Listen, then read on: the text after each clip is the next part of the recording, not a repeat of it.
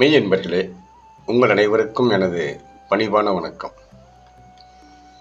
நீங்கள் பார்த்து கொண்டிருக்கும் இந்த ஆகாச அருளமுதம் என்கின்ற காணொளி முழுக்க முழுக்க இறையின்பம் மெய்யின்பம் என்று சொல்லக்கூடிய மெய்த்தன்மையை நோக்கி சென்று கொண்டிருக்கும் ஒரு இறைவழி பாதை. இது ஒரு வழிப்பாதை. இங்கு கற்பனை, பொழுதுபோக்கு, உணர்ச்சிகளை தூண்டக்கூடியது, உண்மைக்கு புறம்பானது எதுவும் இடம்பெறாது. நண்பர்களே, இன்றைய காணொளியிலே நாம் காண இருப்பது ஒரு அழகான திருக்குறள். கேடில் விழிச்செல்வம் கல்வி ஒருவருக்கு மாடல்ல மற்றையவை. இதுதான் இன்றைய பதிவிலே நாம் காண இருக்கும் விளக்கத்திற்கான திருக்குறள். இந்த திருக்குறளிலே பொதுவாக நாம் என்ன கருத்து கொண்டிருக்கிறோம், இதுவரை என்ன தெரிந்து கொண்டிருக்கிறோம் என்றால், கேடு என்கின்ற அழிவு இல்லாத, குற்றம் இல்லாத, நிறைவான ஒரு செல்வம் இருக்கிறது என்றால், ஒரு மிகப்பெரிய செல்வம் இருக்கிறது என்றால், அது கல்வி எனும் மிகப்பெரிய செல்வத்தை தவிர வேறு ஒன்றும் இருக்க வாய்ப்பில்லை என்பதாகத்தான் நாம் பொருள் கொண்டிருக்கிறோம்.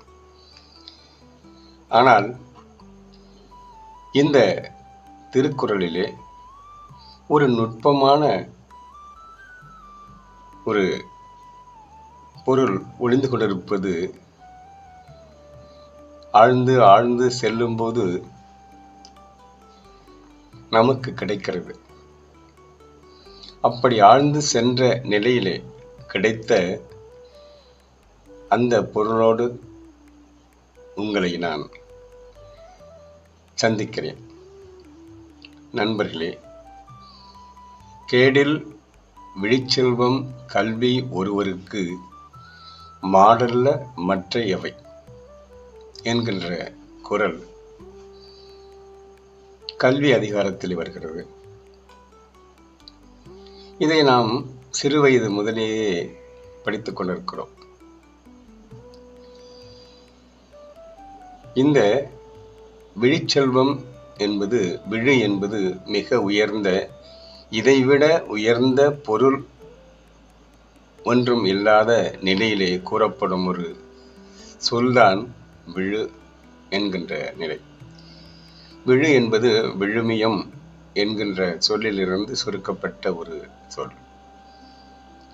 விழிச்செல்வம் என்பது மிக மிக மிக உயர்ந்த செல்வம் என்பதாகத்தான் பொருள் இருக்கிறது.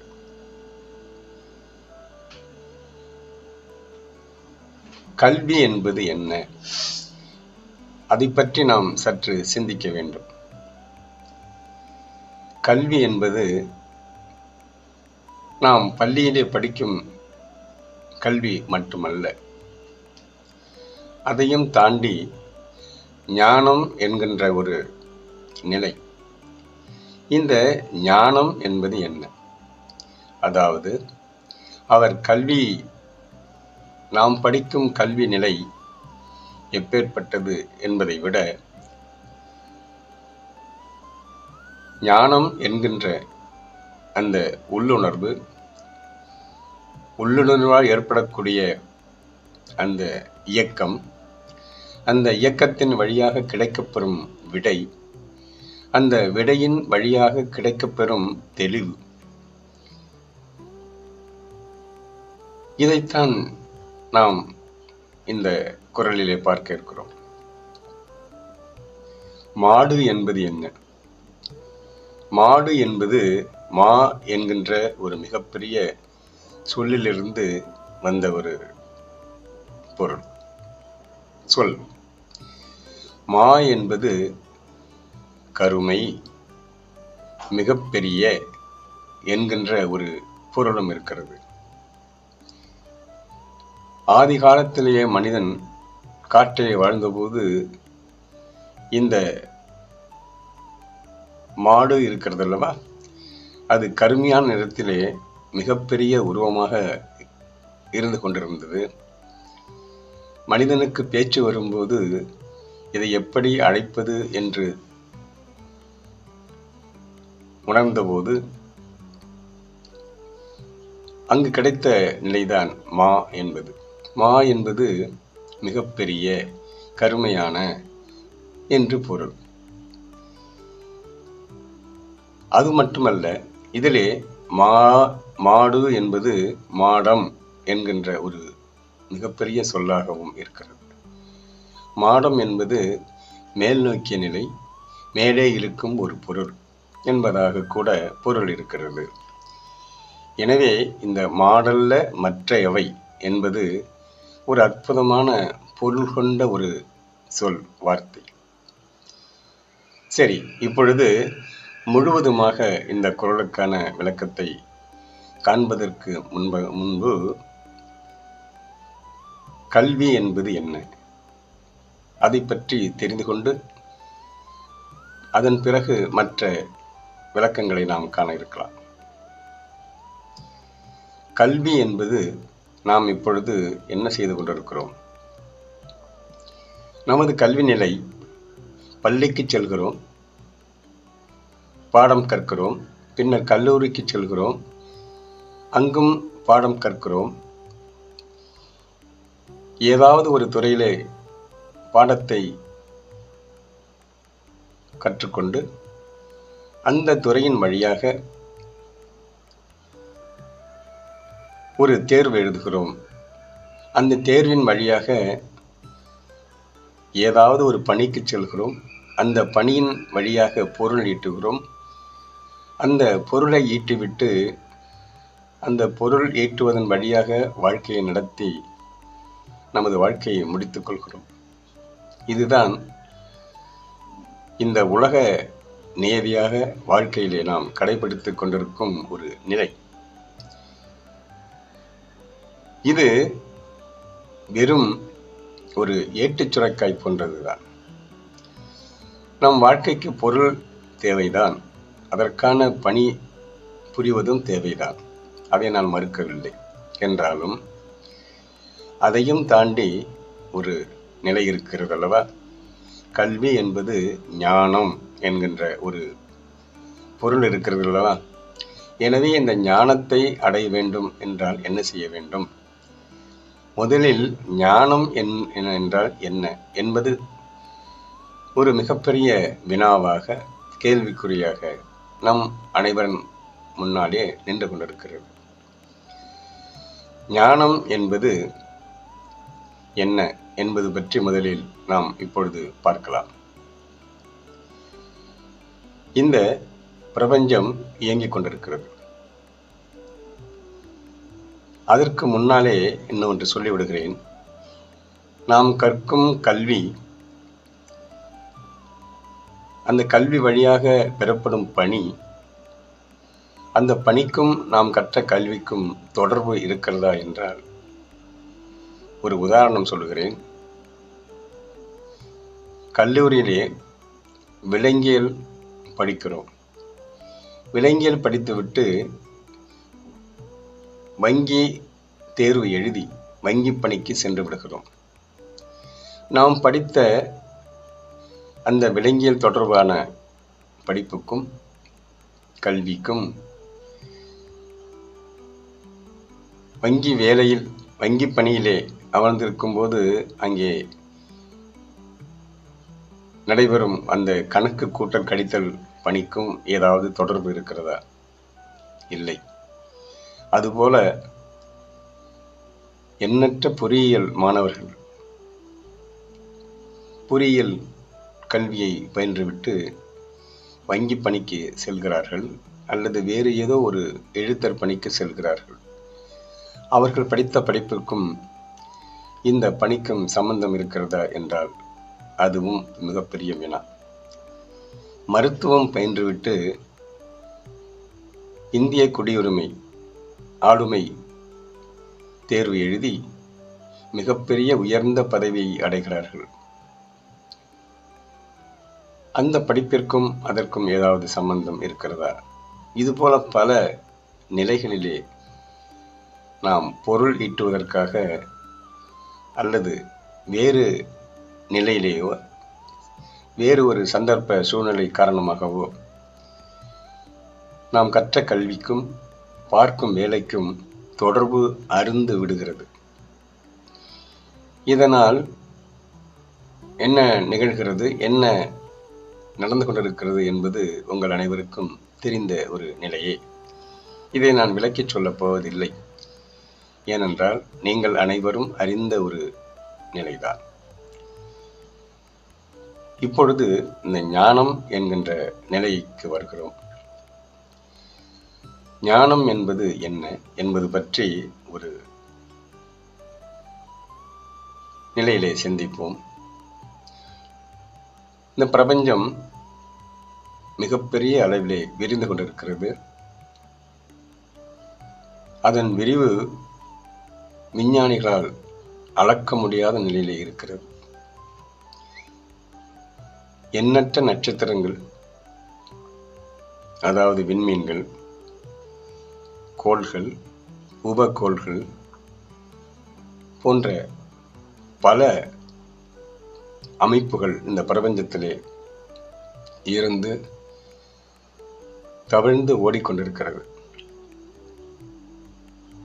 இந்த நிலை எப்படி? இந்த நிலை யாரால்? இந்த நிலை அதன் மூலம் இதை பற்றி சிந்தித்து அந்த சிந்திப்பதன் வழியாக ஒரு ஆராய்ச்சியை மேற்கொண்டு அந்த ஆராய்ச்சியின் வழியாக ஒரு முடிவு ஏற்பட்டு அந்த முடிவின் வழியாக ஒரு தெளிவு நிலை வருகிறது என்று வைத்துக்கொண்டால் அந்த தெளிவு நிலைதான் ஞானம். இதுதான் ஞானம். இந்த உடல் இருக்கிறது. இந்த உடலிலே இந்த உடல் இயங்கிக் கொண்டிருக்கிறது. கண் பார்க்கிறது, காது கேட்கிறது, வாய் பேசுகிறது, நாக்கு சுவைக்கிறது, மூக்கு நுகர்கிறது. இந்த உடல் உள்ளமைப்பிலே எண்ணற்ற உறுப்புகள் இயங்கிக் கொண்டிருக்கிறது தன்னிச்சையாக. இதயம், நுரையீரல், கல்லீரல், மண்ணீரல், சிறுநீரகம், பெருங்குடல், சிறுங்குடல் என்று பல உறுப்புகள் உள்ளுறுப்புகளாக இருந்து இந்த உடல் முழுவதும் இயங்கிக் கொண்டிருக்கிறது. நாம் சிந்திக்கிறோம், நடக்கிறோம், பேசுகிறோம். பிறர் பேசுவது நம் காதில் விழுகிறது. நாம் பேசுவது பிறருக்கு காதில் விழுகிறது. நம் சிந்தனை வழியாக எழுதி கொண்டிருக்கிறோம், படித்துக் கொண்டிருக்கிறோம் என்று பல நிலைகளிலே இந்த இயக்கம், உடல் இயக்கம் நடைபெற்று கொண்டிருக்கிறது. இந்த உடல் இயக்கம் அனைத்திற்கும் மூலம் என்ன? இது எப்படி இயங்குகிறது? இதை இயக்குபவர் யார் என்ற கேள்வி நம்முள் எழுந்துவிட்டால், அதற்கான விடை கிடைத்துவிட்டால் அதுதான் ஞானம். ஒரு கவலம் உணவை எடுத்து வாயில் போடுகிறோம். அந்த உணவு முழுவதும் செரிக்கப்பட்டு 7 தாதுக்களாக பிரிக்கப்படுகிறது. ரசமாக, இரத்தமாக, கொழுப்பாக, மாமிசமாக, எலும்பாக, மஜ்ஜையாக, சுக்லமாக என்று பல நிலைகளிலே பிரிக்கப்பட்டு இந்த உடல் வளர்கிறது. அந்த உணவிலே நாம் எதை உண்டாலும் அந்த உணவை செரித்து அந்த உணவின் வழியாக இந்த உடல் வளர்ந்து கொண்டிருக்கிறது. இந்த வளரும் நிலை யாரால் செய்யப்படுகிறது? யாரால் இந்த உடல் வளர்கிறது என்கின்ற நிலை, அதற்கான விடை கிடைத்துவிட்டால் இதுதான் ஞானம்.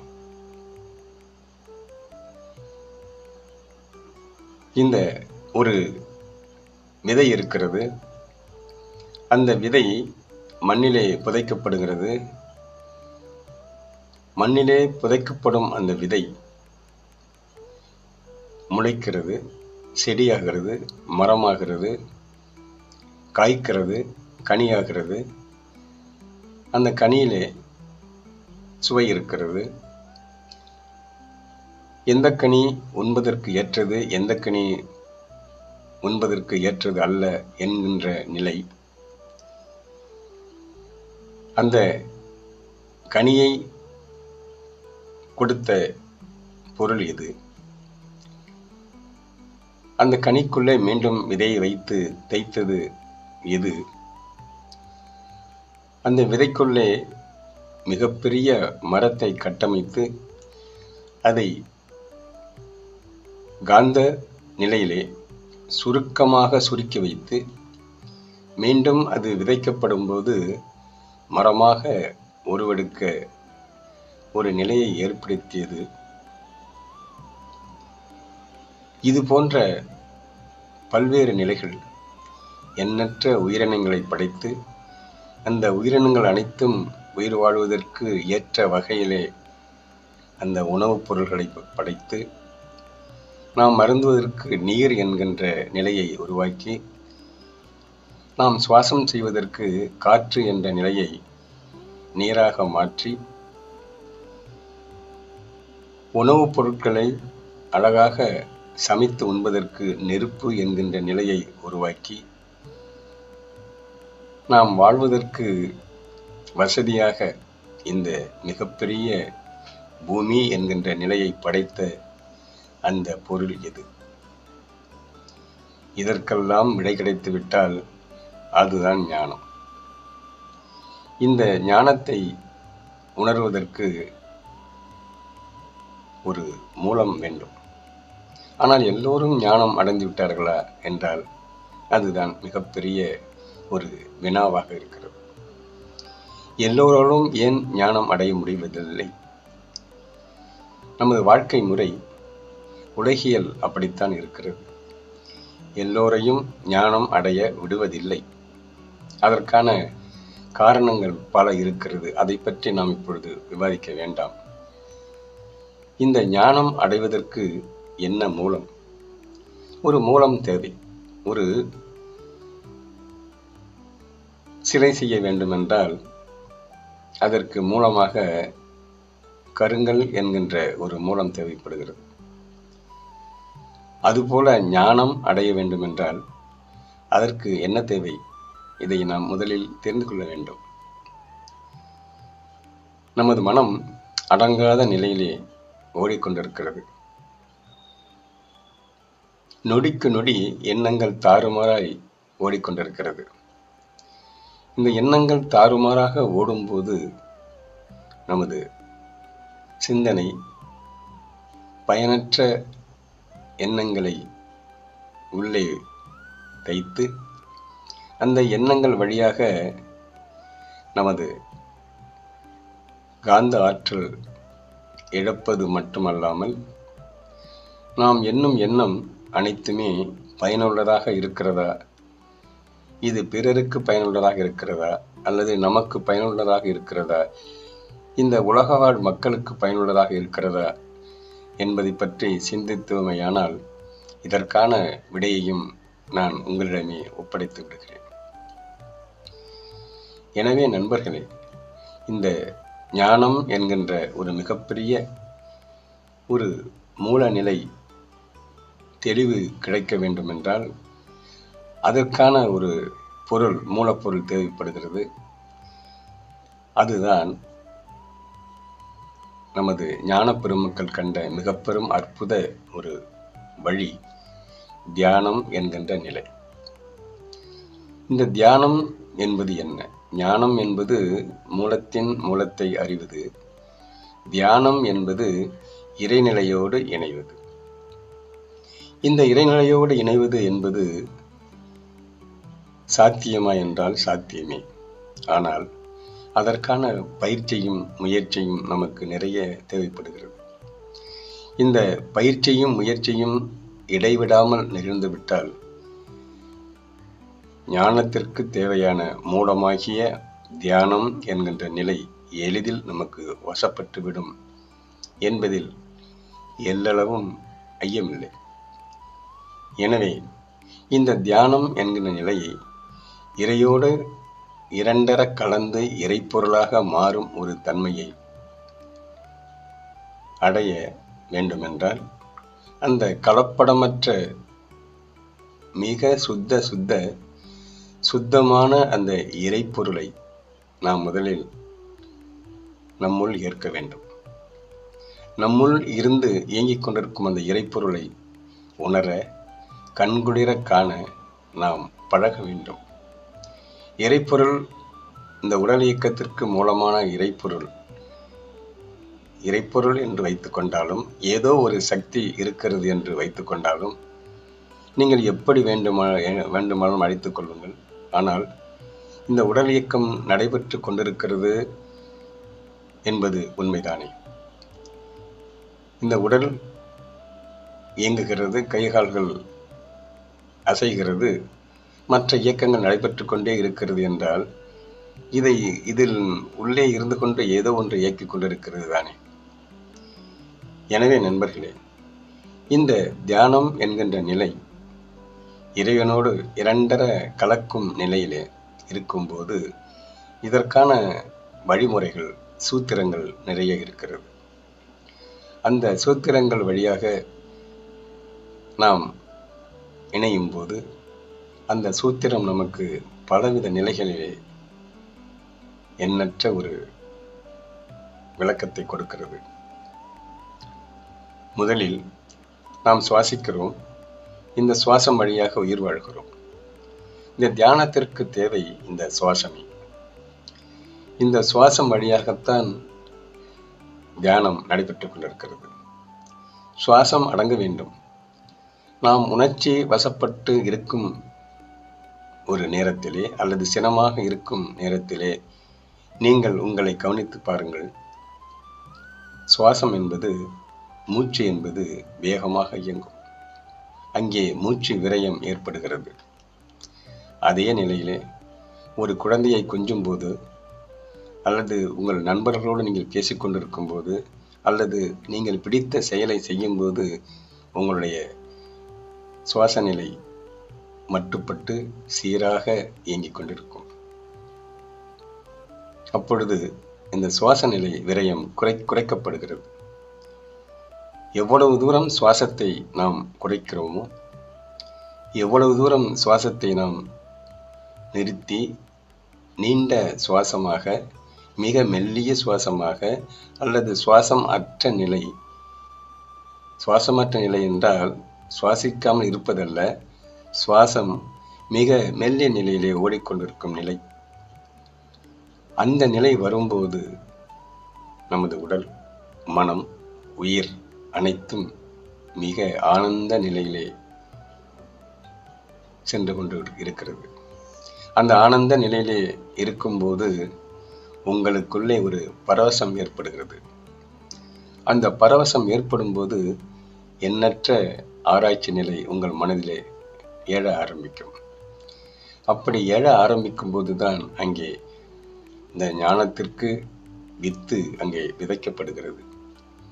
அந்த ஞானத்திற்கு வித்து விதைக்கப்படும் போது ஏற்படும் ஒரு நிலை இருக்கிறது அல்லவா, அதற்கான மூலம் இருக்கிறது அல்லவா, அந்த மூலப்பொருள் தான் தியானம்.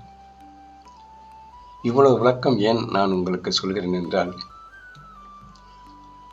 மனித பிறவியாக பிறந்து விட்டோம். பிறந்து எப்படியும் நாம் மடியத்தான் போகிறோம். நாம் இன்பம் இன்பம் என்று சொல்லிக்கொண்டு ஒரு நிலையிலே வாழ்ந்து கொண்டிருக்கிறோம். ஆனால் அந்த இன்பத்தின் முடிவு துன்பமாக மாறுகிறது என்பது நாம் அனைவரும் அறிந்து கொண்டதுதான். ஒரு உதாரணத்திற்காக, சுவையுள்ள உணவை உண்கிறோம். உண்ணும்போது மிக அதிக சுவையின் காரணமாக அது இன்பமாக இருக்கிறது என்ற நோக்கத்திற்காக, நாக்கிற்கு இன்பமாக இருக்கிறது, சுவைக்கு அடிமையாகி அந்த நாச்சுவைக்காக அந்த சுவையின் மிகுதியினாலே உணவை அதிகமாக உண்கிறோம். உண்டுவிட்டால் என்ன நிகழ்கிறது?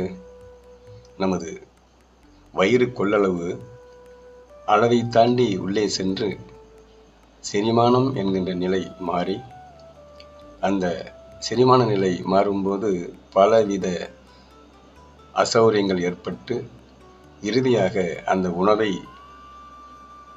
வாந்தி எடுப்பதின் வழியாக ஒரு துன்பமான நிலைக்கு தள்ளப்படுகிறோம். இதுதான் இன்றைய நிலையிலே, இந்த இன்பம் என்று சொல்லக்கூடிய நிலையிலே தள்ளப்பட்டு உந்தப்பட்டு அதன் வழியாக ஏற்படும் அசௌகரியங்கள். இதை விளக்குவதற்காகத்தான் இந்த உதாரணம் உங்களுக்கு சொன்னேன். எனவே நண்பர்களே, இந்த தியானம் என்கின்ற நிலை வரும்போது சுவாச நிலை மாறுபடுகிறது. சுவாச நிலை ஒரு நிலையிலே மெல்லிய சுவாசமாக நாம் சுவாசம் செய்வதே தெரியாமல் இருக்கும் அளவிற்கு தியானத்திலே சென்றுவிடும். செல்லும்போது ஒரு மிகப்பெரிய பரவச நிலை நம்முள் வந்துவிடும். நீங்கள் இந்த இன்பம் என்று சொல்கிறீர்கள் அல்லவா, அந்த இன்பத்தை விட 1000 மடங்கு பேரின்பம் என்கின்ற நிலை உங்களுக்குள் ஒரு நிலையாக ஆட்கொண்டுவிடும். இந்த பரவச நிலையிலே நீங்கள் இதுவரை கண்டிராத ஒரு காட்சியை காணலாம். நாம் கண்களால் பார்த்து கொண்டிருக்கும் இறைவன் என்கின்ற நிலை வேறு. அது நாமாக படைத்தது.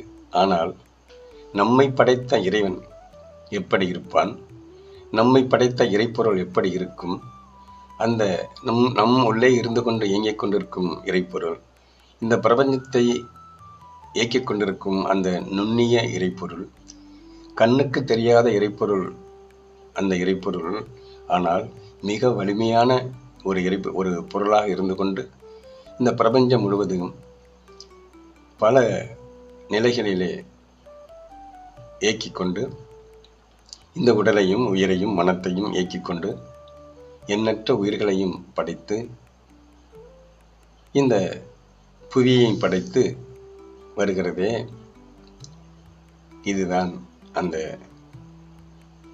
கலப்பணமற்ற இறைப்பொருள். இதை கண்ணார காண வேண்டுமென்றால் தியானம் என்கின்ற நிலை உருவாக வேண்டும். சரி, இப்பொழுது இந்த மாடு என்கின்ற மாடத்திற்கு வருவோம். அந்த மாடு என்கின்ற மாடம் நமது தலைப்பகுதியிலே இருக்கக்கூடிய ஆக்கினை சக்கரம் மற்றும் துரிய சக்கரம். அந்த தியானம் ஏற்றும்போது சக்கரங்கள் இயங்குகிறது. மூலாதாரம், சுவாதிஸ்தானம், மணிப்பூரகம், அநாகதம், விசுத்தி, ஆக்கினை, துரியம் என்கின்ற நிலை. இந்த சக்கரங்கள் இயக்கப்படும் போது பல்வேறு மாறுபாடுகள் இந்த உடலிலே ஏற்படுகிறது. இந்த உடலிலே ஏற்படும் போது சுவாச நிலை மாறுபடுகிறது. சுவாசம் வழியாக மூலாதாரம் என்று சொல்லக்கூடிய நிலையிலேயே தியானம் அந்த நிலை தோன்றுகிறது. அந்த மூலாதாரத்திலே இருந்து கொண்டிருக்கும் அந்த இறைப்பொருள், உடலை இயக்கிக் கொண்டிருக்கும் அந்த இறைப்பொருள், உடல் முழுவதும் சுற்றி சுழன்று ஓடிக்கொண்டிருக்கும் அந்த இறைப்பொருள் உங்களுக்கு கண்குளிர தெரிய வேண்டுமென்றால் நெற்றி புருவத்திலே சுடராக நெருப்பாக பிரகாசமாக எரிந்து கொண்டிருக்கிறது. அந்த எரிந்து கொண்டிருக்கும் அந்த இறைப்பொருள் நீங்கள் சுவாசம் வழியாக இயக்கும்போது அந்த தியானம் என்கின்ற நிலை தோன்றி, அந்த தியானம் வழியாக இந்த நான் சொன்ன சக்கரங்கள் இயக்கப்பட்டு நெற்றி புருவம் என்று சொல்லக்கூடிய ஆக்கினை சக்கரம் இயக்கப்பட்டு, அந்த இயக்கத்தின் வழியாக அந்த ஒளிப்பிழம்பு, அதுதான் இறைவன், அதுதான் இறைப்பொருள். நாம் ஏதேதோ கற்பனையிலே இறைவன் இப்படி இருப்பான் அப்படி இருப்பான் என்று சொல்லி நினைத்து கொண்டு நம்மை போன்ற இறைவனை படைத்து, நாமும் இறைவன்தான் என்றாலும் நமது அன்பின் காரணமாக நம்மை போன்ற இறைவனை படைத்து அவனுக்கு உணவு கொடுத்து கொண்டிருக்கிறோம். நமக்கு உணவு கொடுத்து கொண்டிருக்கும் இறைப்பொருளுக்கு நாம் உணவு கொடுக்க வேண்டுமா? அவன் கொடுத்த அந்த பொருளை அவனுக்கே நாம் இப்பொழுது திருப்பி அளித்து கொண்டிருக்கிறோம் கற்பனையிலே. ஆனால் நண்பர்களே, இறைப்பொருள் என்பது மிக மிக தூய்மையானது, மிக மிக நுண்மையானது. அந்த நுண்மையான பொருளை காண வேண்டும் என்றால் தியானம் என்கின்ற நிலை வர வேண்டும். அந்த தியானம் என்கின்ற நிலை வரும்போது ஞானம் என்ற நிலை இயற்கையாக வந்துவிடும். இதைத்தான் வள்ளுவர் சொல்கிறார், இதுதான் கல்வி, இந்த கல்வியைத்தான் நாம் கற்க வேண்டும். இந்த கல்விதான் மிகப்பெரிய கல்வி. இந்த கல்வியின் வழியாகத்தான் நமது மூலத்தை அறிந்து கொள்ள முடியும். இந்த கல்வியின் வழியாகத்தான் இந்த பிரபஞ்ச இயக்கத்தை, விதை முளைப்பது, விதைக்குள்ளே உறங்கிக் கொண்டிருக்கும் மரத்தை காண்பது, நம் உடலிலே இருக்கக்கூடிய இறைவனை காண்பது போன்ற எண்ணற்ற ரகசியங்களை காண முடியும்.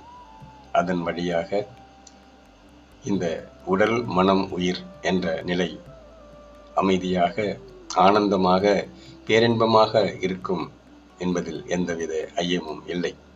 எனவே கேடில் விடிச்செல்வம் கல்வி ஒருவருக்கு மாடல்ல மற்ற எவை என்பது குற்றமற்ற, அழிவற்ற ஒரு பெரிய செல்வம்.